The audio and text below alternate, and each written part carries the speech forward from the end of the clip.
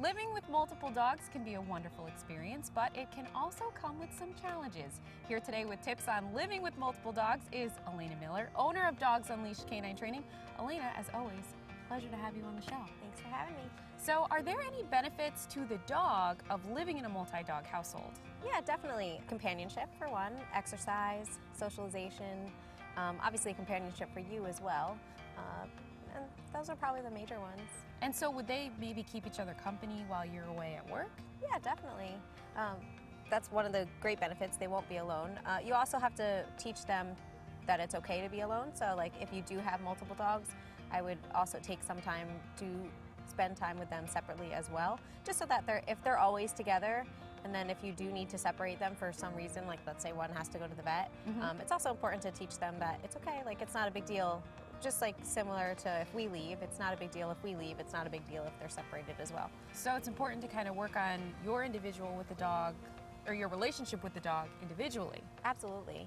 Yeah, and you know, part of having, you know, being a leader for your dogs, I always treat the dogs equally, just so that they know that, you know, not one is better than the other or anything like that. They're going to definitely have their own personalities, but you know, just treating them equally, and you know, if they look to you as a leader, like they shouldn't have any conflict between each other. And it's okay to be spending a little extra time with one in front of the other one? If I'm giving attention to one of them, I don't allow the other one to come in and, you know, like people say like, oh, my dog's jealous, and they'll burst in and think it's funny, but it's really like the other dog's like, hey, you know, if you think about it, the other dog's probably like, hey, that's my human, you know, so I don't want to cause any resource guarding with myself or anything else. So if I'm giving attention to one, the other one doesn't get attention. But, you know, I can always switch it up, and the same goes for either one. You always hear you're supposed to be your dog's pack leader. How do you establish yourself as the leader in a multi-dog household? Yeah, well, you know, just having the same rules, boundaries. I mean, it would just be the same as if you had only one dog. Obviously, it would just be multiple ones. So, you know, I always say if you allow them on the couch and the furniture by invitation only. So if you have more than one dog and one's allowed on the couch and the other one's not, I mean, that's not fair, you know? So just keeping everything fair and, you know, making decisions for the dog, and also feeding them. I always feed them at the same time, in the same place, but I'm also supervising to make sure that nobody's stealing from each other and they don't feel like they have to guard it or anything like that. And the same with toys, you know. It depends on the dogs too. I mean, you'll get to know your dogs, but if they play well together with toys, that's great. But if one is like a little bit more like possessive of a toy or something, then maybe they just don't get to play with the toys together, especially without supervision. And I want to bring up too, you're speaking from experience. How many dogs do you live with in general? So I have 3 personal dogs. Me and my husband have 3 personal dogs, and then at any time we'll have anywhere from, you know, I do a lot of board and trains where the dogs come and stay with me, so we'll have anywhere between 1 to 5 board and trains. You know, sometimes so I think the most we've had is 9 in the house. Wow. And you know, also too, it's important to teach the dogs to be calm around each other.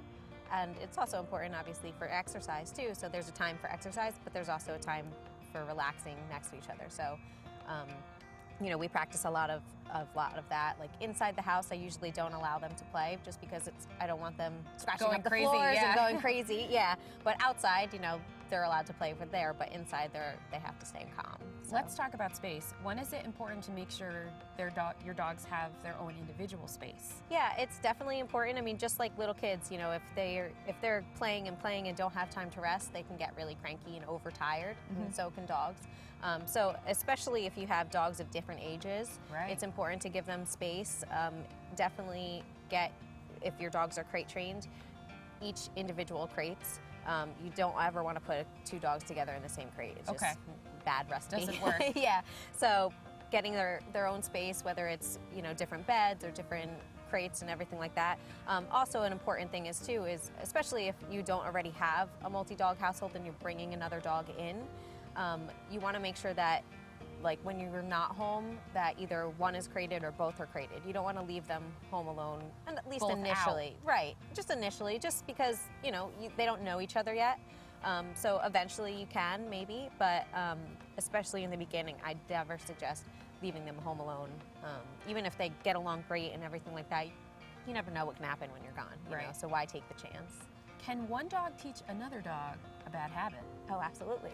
I mean, what do you know, they teach, they learn, they speak each other's language, obviously. Right. Yeah. So they learn both the good and the bad. Most of the time it's bad habits, but they can definitely see, you know, see other things like tricks and everything. If they can mimic and they can learn that, oh, like, oh, he's doing this, let me do it, and they can get rewarded in that way too. So yeah, they can definitely learn the good habits and the bad habits. So I definitely suggest, if you do want to, like if you have a dog and you want to bring in another dog, whether it's for exercise or anything like that, make sure that you have a relationship and, you know, rules and boundaries set with your first dog before you introduce another dog, because all of those little habits that you think, like, oh, maybe with more exercise will go away, most of the time they won't, and most of the time the second dog will also learn those bad habits as well. Yeah, yeah. So definitely important to, you know, keep those rules and boundaries and everything like that.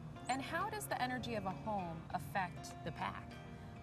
You know, energy is huge with dogs. So I mean, you know, if we're not feeling great, and you know, they can be extra clingy or something like that. But you know, if you're calm and, you know, if you're a calm leader and fair, you know, they're going to want to follow you. They don't want chaos. They don't want conflict most of the time, you know, so they're going to lean to the people that are calmer and, you know, still, you can be calm and confident.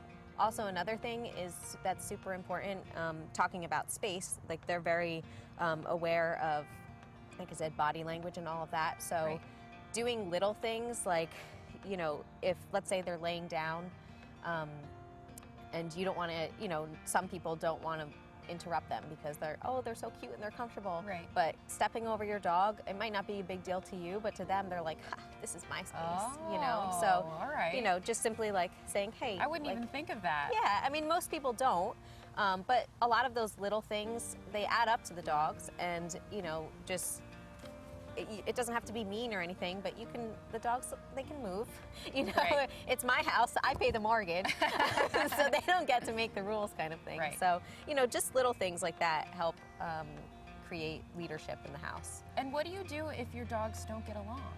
So don't be afraid to crate and rotate, you know, but also find why the dogs aren't getting along. You know, is it over food? Is it over toys? Is it over people? You know, if that's the case, you know, I would definitely hire a trainer to try to come in and see what's going on. But if you know, like, what the case is, like, for instance, if you're giving attention and the other one comes and attacks the dog, it's, you know, there's obviously a reason, because I'm, you know, giving attention, and there's obviously some kind of conflict between them and everything like that. So, you know, I would definitely hire a trainer to find out the reasons. And in the meantime, you can manage it by crating and rotating, just giving each other space. How do you know when a multi-dog situation just isn't working? You know, it depends on what your lifestyle is. If two dogs, you know, not every dog is going to get along.